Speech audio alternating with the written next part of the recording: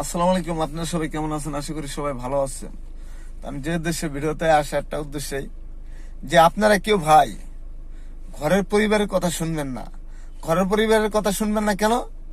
ঘরের পরিবার লো কাল সাপ, দুধকলা দিয়ে কাল সাপ্পা পোষেন কেন? আপনি দীর্ঘদিন যুগের পর যুগ তাকে নিয়ে কাটিয়ে দিতে যাচ্ছেন, সে কিন্তু আপনার কথা শুনছে না, সে আপনার কমেন্টসে চলছে না।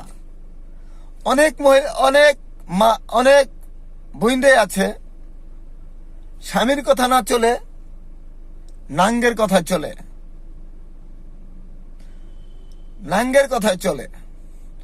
অনেক এমন বইন্ডরাও আছে যে স্বামীর কথা না শুনে যে পরকীয়ায় নিত্য থাকে তার কথা শুনে, সে স্বামীর সাথে পরামর্শ না করে যে পরকীয়া যার সাথে করছে তার সাথেই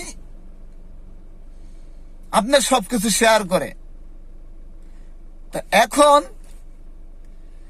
এরকম ভাবে অনেক জায়গায় অনেক কিছু দেখছি, আমাদের প্রবাসী ভাইদেরকে নিয়ে অনেক কিছু অনেক জায়গা হচ্ছে। এখন যে এই যে আমার প্রবাসী ভাইয়েরা, রেমিটেন্স যোদ্ধারা, তাদের ওয়াইফ যদি আর একজনের সাথে পরকীয়া করে, আমার সেই ভাই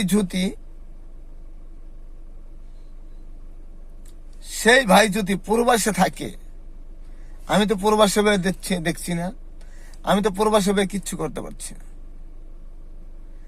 এরকম অনেকে আছে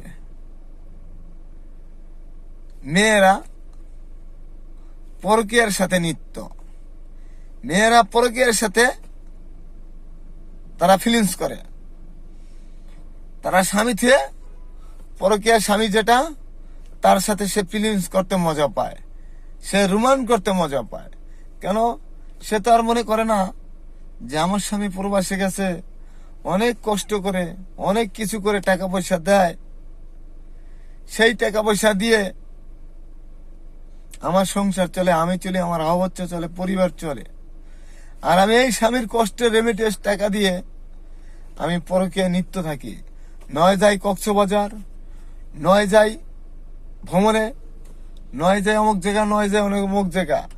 অনেকেই মাইন্ড করতে পারেন কথাগুলো বললে, ভাই মাইন্ডের কিছু নাই, সেটা আপনাদেরকে সাথে আমি শেয়ার করলাম।